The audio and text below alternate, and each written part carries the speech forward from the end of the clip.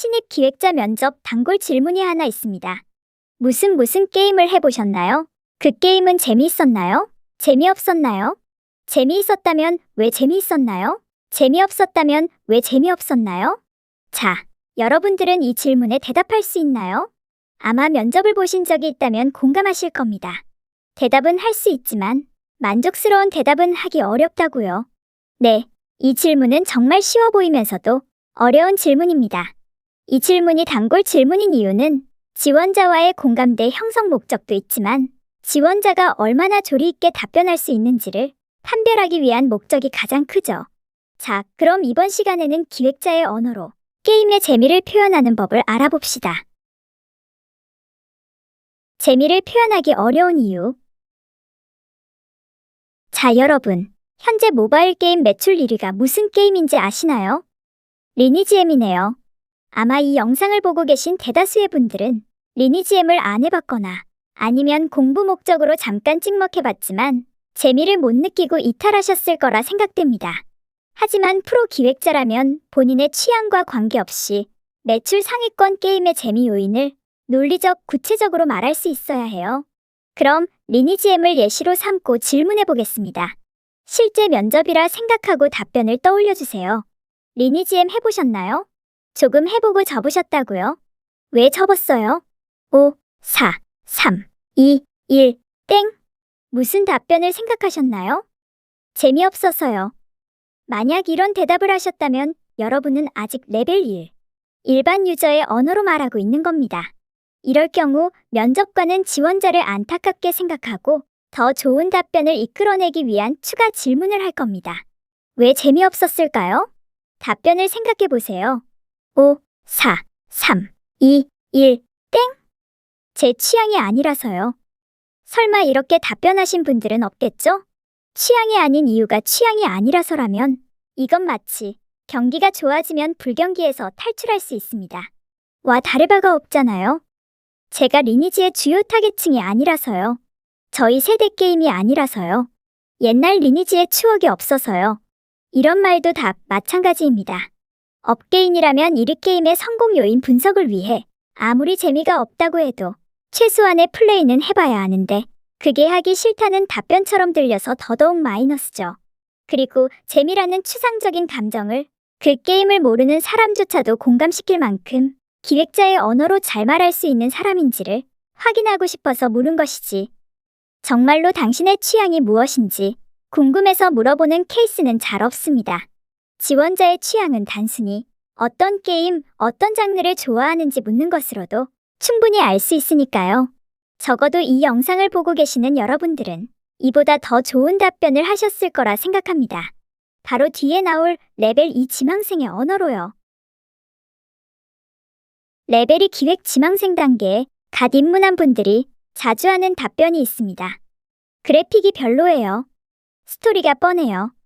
노가다가 많아서 지루합니다. 밸런스가 구려요. 타격감이 없어요. 게임이 고였어요. 과금할 돈이 없어요. 같은 말이죠.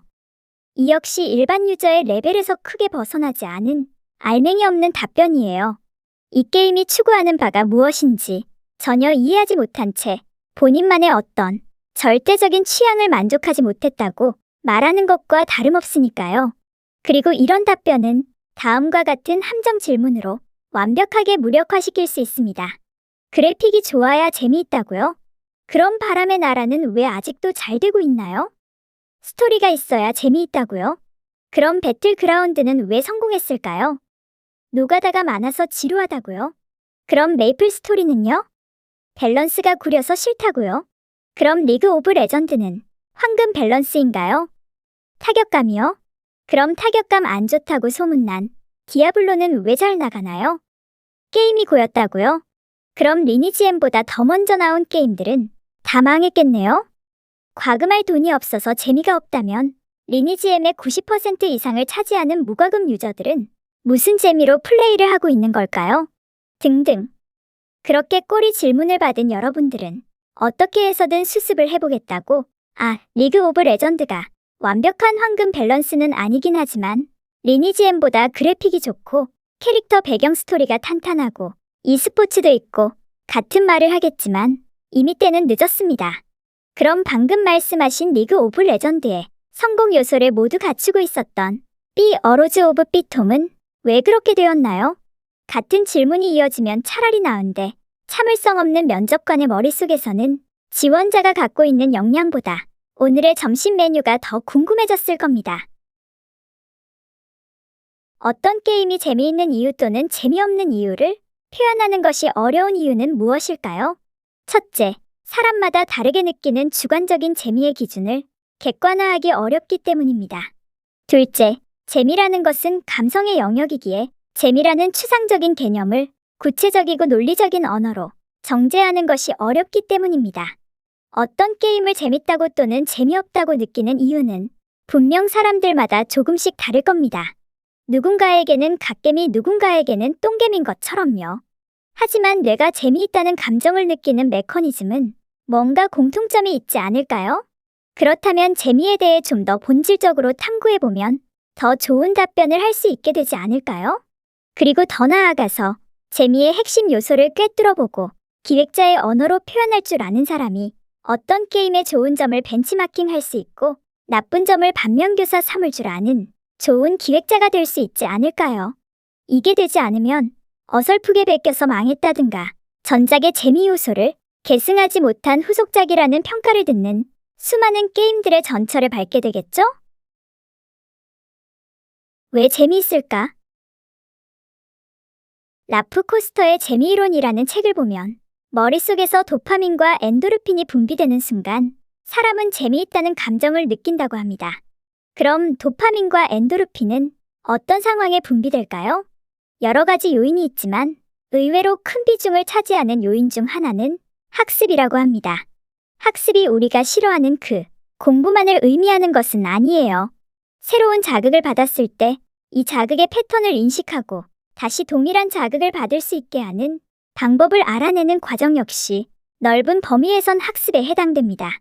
게임에서 우연히 지나가는 어떤 몬스터를 죽였더니 좋은 보상을 주더라. 그럼 이 몬스터를 또 죽이면 또 좋은 보상을 받을 수 있겠다. 또는 몬스터의 공격을 아슬아슬하게 회피했더니 강력한 카운터 어택의 기회를 주더라. 그럼 이 다음에도 몬스터의 공격을 회피할 수 있도록 노력해야겠다. 이와 같은 생각의 흐름 역시 학습의 일환이죠.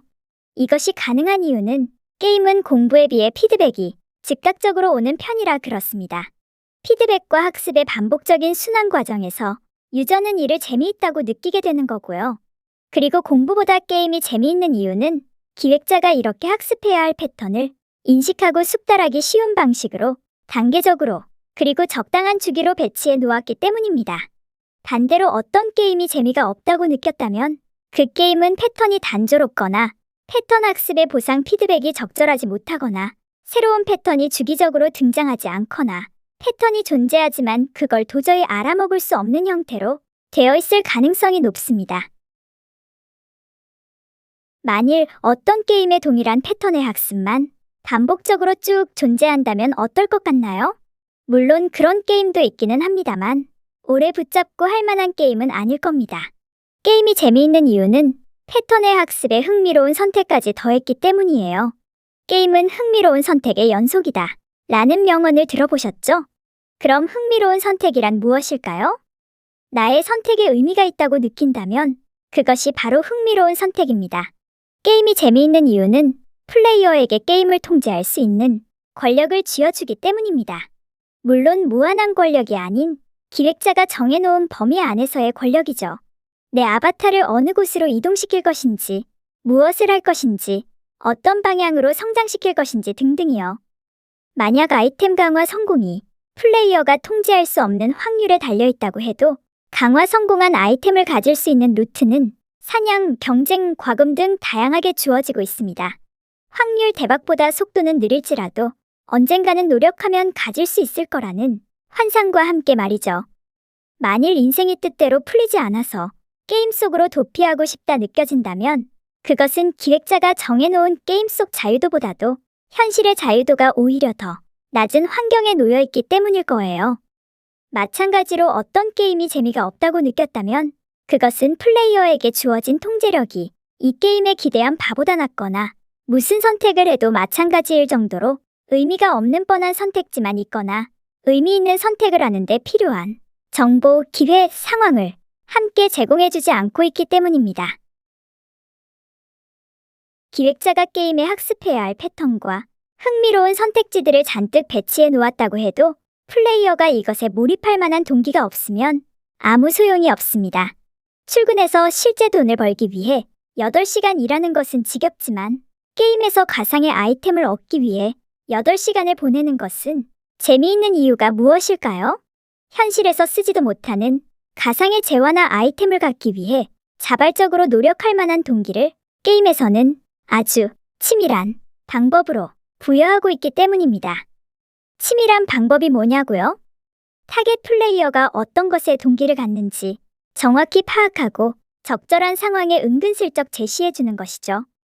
예를 들어 랭크전을 아주 진심으로 임하는 경쟁형 플레이어, 게임을 하면 무조건 왕도 깨고 도감도 다 채워야 하는 토끼공주 스타일의 달성형 플레이어, 젤다 공주님을 구하러 가지 않고 유유자적 탐험을 즐기는 발견형 플레이어, 이 각각의 플레이어들은 서로 다른 동기를 가지고 게임에 몰입할 것입니다. 누군가는 명예, 누군가는 보상, 누군가는 자기 만족이겠죠? 만약 어떤 게임이 재미가 없다고 느꼈다면 게임을 지속해야 할 동기가 충분하게 부여되지 못하고 있거나 타겟 플레이어의 성향에 맞지 않게 관심 없는 동기를 제시하고 있거나 이 게임을 플레이하는 상황과 환경을 고려하지 않은 채 적절하지 않은 동기를 강요하고 있기 때문입니다. 재미를 표현하는 방법. 지금까지 기획자의 언어로 말하기 위한 기반 지식들을 간단하게 알아보았습니다.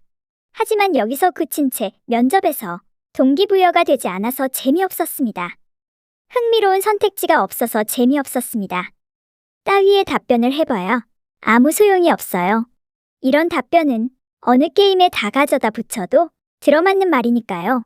기획자는 이러한 지식들을 활용하고 응용하여 자기만의 것으로 만들 줄 알아야 해요. 자, 그럼 이제 주어진 문장을 기획자의 언어로 바꾸는 연습을 해봅시다. 첫 번째, 스토리가 좋아서 재미있었습니다. 라는 말 뒤에는 다음과 같은 추가 설명을 덧붙일 수 있을 것 같아요. 오오 게임은 플레이어들이 보편적으로 공감할 수 있는 복수라는 주제를 채택했고 퀘스트 형태의 스토리텔링으로 그 감정선을 과하지 않게 적당한 속도로 따라갈 수 있게 하였습니다. 결말이 뻔하게 예상되는 클리셰를 활용한 것 역시 예정된 해피엔딩으로 주인공을 데려다 놓고 싶다는 감정을 불러일으켜 좋은 선택이었다고 생각합니다. 두 번째, 친구와 함께해서 재미있었습니다. 라는 말 뒤에는 이런 말을 덧붙여 볼게요. 오오 게임은 대부분의 직업이 특정 능력치에 특화되어 있는 대신 다른 어떤 특정 상황에 취약하도록 설계되어 있습니다. 따라서 개인 플레이보다는 함께 합을 맞춰가면서 협력하는 플레이가 승리에 더 유리하지요. 이 게임을 오랫동안 지속했던 것은 단순히 승리나 티어 같은 목표 그 자체가 아니라 동료들과 같은 목표를 가지고 달려나가는 과정에서 생긴 전우애였다고 생각합니다. 세 번째, 타격감이 나빠서 재미없었습니다. 뒤에는 이런 말을 덧붙여주고 싶어요.